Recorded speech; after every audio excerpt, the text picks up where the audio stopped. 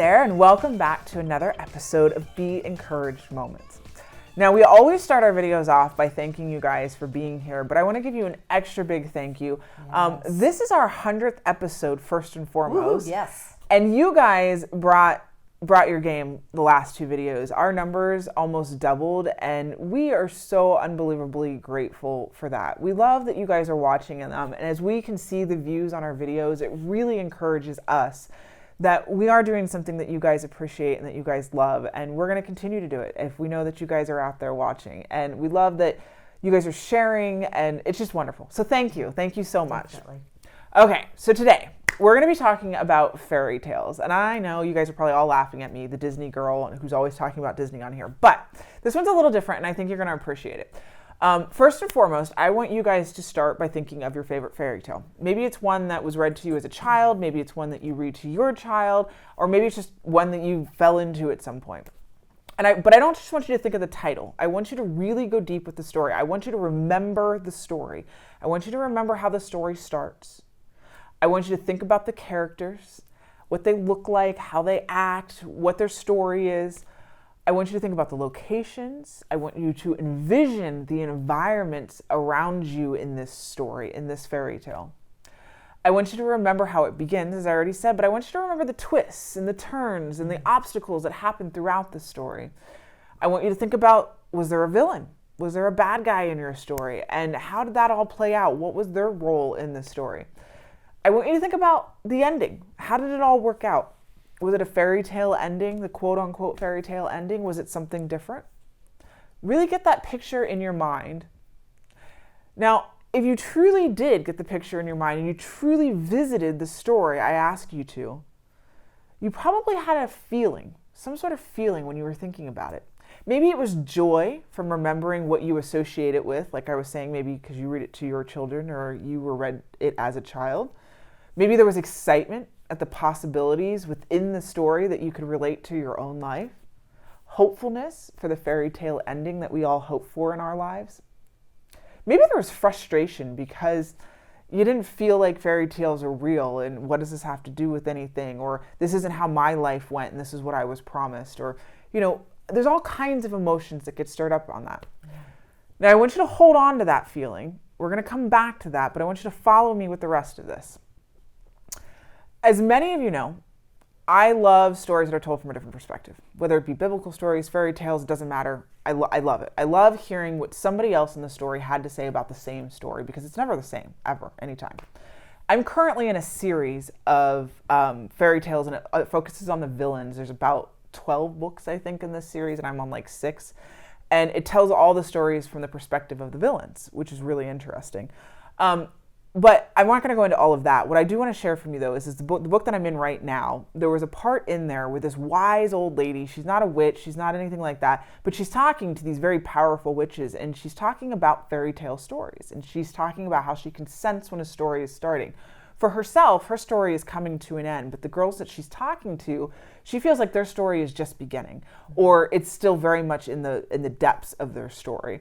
And so what she reminds them is that it's their story and not to be distracted while experiencing their journey and their story, not to be distracted by someone else's story and to stay focused on their story. And I also love the fact that she reminds them that you can write your own ending. It's your story. And so that got me thinking. And so I've been engrossed in fairy tales right now. And so I wanted to bring that to all of you because I think that when you think of fairy tales, you think of fire-breathing dragons and fairy godmothers and blue fairies who turn wooden boys into real boys, or whatever the fairy tale is for you. Knights in shining armor, all those things. Like I said, you got villains, and none of that's real. And so it's really hard to grab a hold of why I'm comparing this to our lives. But I think that our stories, while they may not be fairy tales, they're still tales. They're still stories. Our lives are very much being told as we're growing in who we are. And the really interesting thing, I think, too, is that while we may not have fairy godmothers, we do have a God that is beside us through our entire journey, who is there supporting us, who is loving us, who is watching the story unfold, who is guiding us in those things, who is always present. And I think that's really cool, which then ties my whole theory back to, I think we are all living a tale. We all living a story.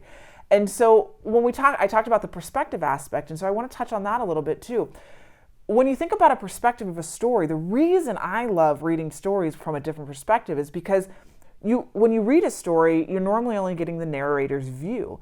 And very much with our own story, your view of your life is not the way that your children see it.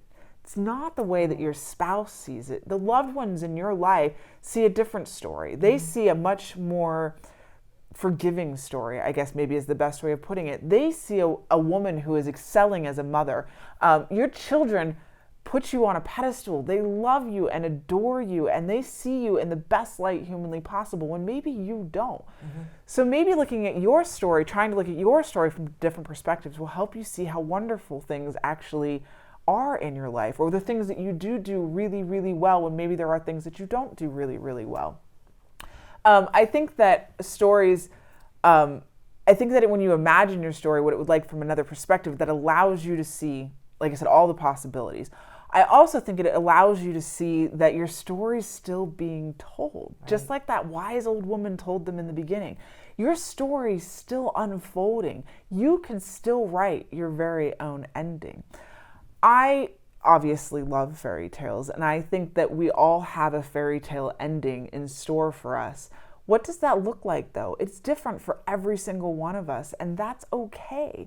I think that your fairy tale ending may not have anything in common with mine, and that's why it's so important to stay focused on your story. Your story is still unfolding, and allow yourself the grace to live out that story and to live out maybe all of those wonderful things. Now, at the very beginning, I told you to think about how the fairy tale that you loved made you feel. Okay, grab that feeling again. Was it frustration? Was it joy? Was it excitement? Was it whatever those things, whatever the feeling was for you? Now, I want you to think about your life, and I want you to think about your story and your tale. Those are all feelings that you feel in your story. Your story is very much a tale as well, and it can very much have those same emotions and those same feelings. So I just want to encourage you today to find the joy and the excitement in fairy tales and look at your life as also maybe not a fairy tale, but as very much a tale and a story that God is writing every single day with you. And be encouraged that you don't have to look at someone else's story to know whether or not your story is going the right direction, because it's your story. I just love sharing these kinds of things with you guys, and I hope that it touched your life today. And thank you, as always, for being here with us on our Be Encouraged moments.